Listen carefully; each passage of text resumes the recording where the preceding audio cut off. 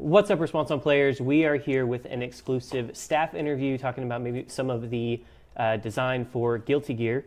Real quick, can you give me your name and a short description of your job here with UVS? Yep. Hey, I'm Hitch. I'm the creative director, and I've been here for about 3 years now. Awesome. So, just creative director, what does that kind of entail? So, in the process of building out the set, you obviously have a lot of different touch points. You've got game design who designs the cards.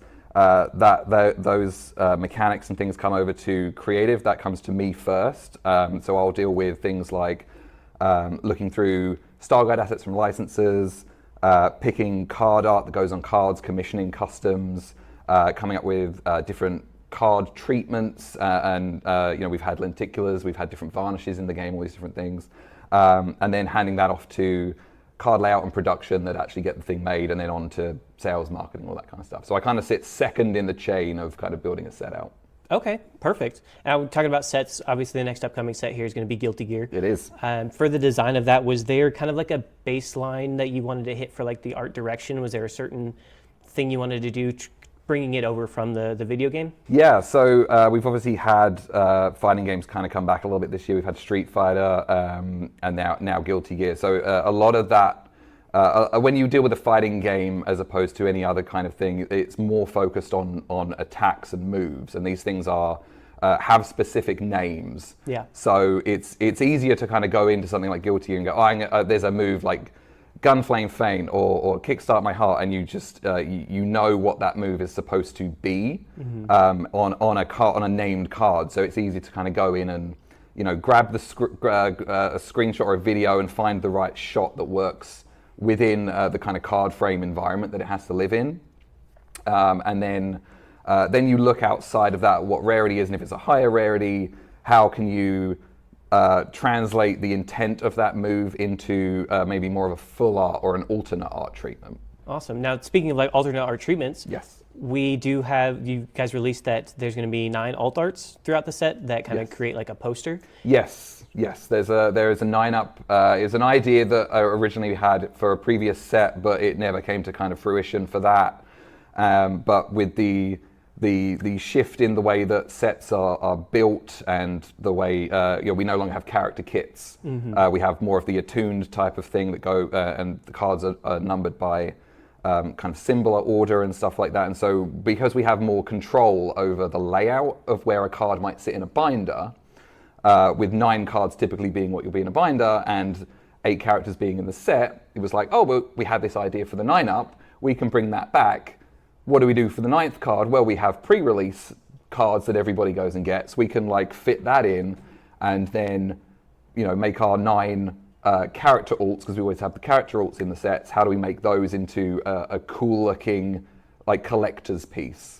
Yeah, for sure. Now, I know this is the first time I've seen anything like that before.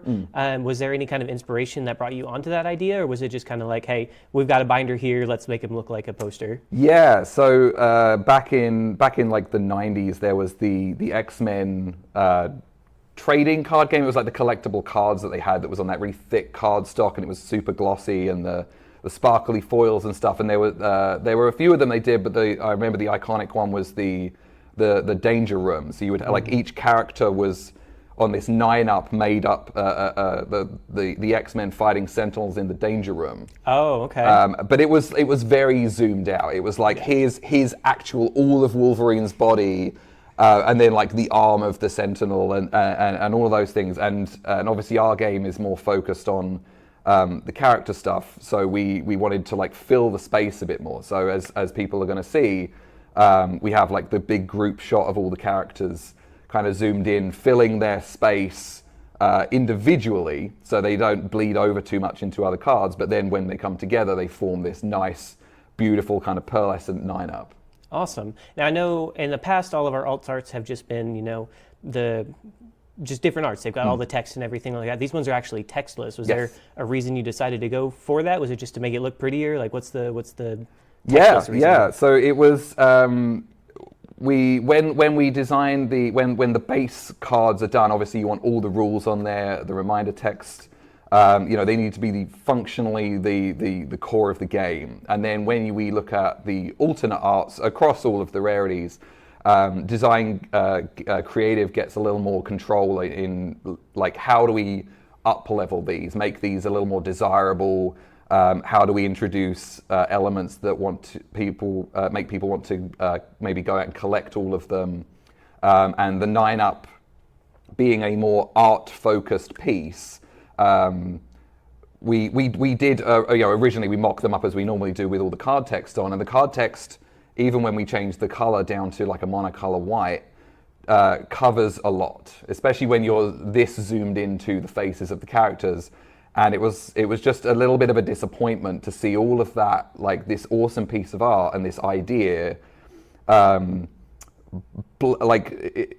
text became a bit too front-facing. It pulled too much attention. So we were like, well, we know that if you have certain cards that maybe are a little illegible or something, you can use proxies and bring them in at tournaments for judges.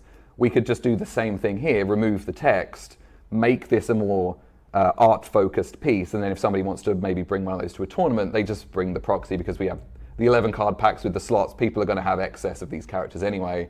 It's not asking too much of somebody to bring a proxy or just find one in a pack somewhere.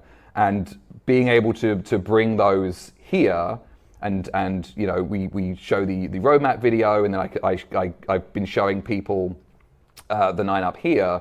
And the reception's just been overwhelmingly positive. Everybody's been asking, like, can we do this on more character alts? And so the experiment was, how are people going to react to this, both in it being a cool art piece and removing the text?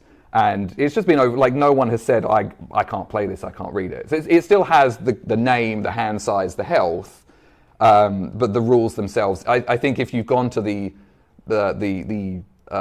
effort of collecting the character you want to play, you're going to understand what the mechanics are yourself, and then for your opponent, you've got the proxy to play. Yeah, absolutely. Was there any particular design difficulties when it came to those? I know you mentioned the reason you went with text was because the text was kind of overpowering it, but the actual design of the textlessness, or even the pearlescence, because I think that's a new treatment, isn't it? It's not necessarily a treatment. It's just we give it the name that we're trying to invoke. The idea was if I have a pearl, it kind of spun off from Attack on Titan. It was we have the pearl cards, but then what if we have the kind of watercolorish kind of wash over it? Gotcha. So that's where the name pearlescent came from, but it's not any specific kind of treatment. That's just kind of the internal name we've given it. But as far as technical limitations or constraints on it, it was really working with the studio, Bad Moon, who's worked with us a lot on Critical Role and other sets.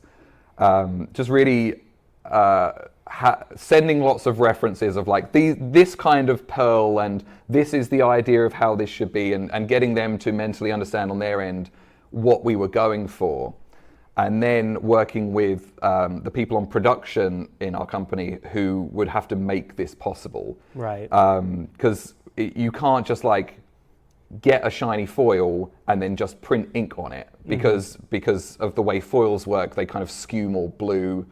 You have to have certain levels of white ink behind it so that colors don't shift. And so to keep the colors correct and true to the pearlescent look that we were going for, a lot of it was well, how much white am I going to need? How much saturation am I going to need in the color? Originally, when I got the art back, it was extremely saturated. Okay. And so I had to go back to the studio and say, this is great. Can we try toning these down to more of a kind of a pastel, kind of girly pop, almost aesthetic? Yeah.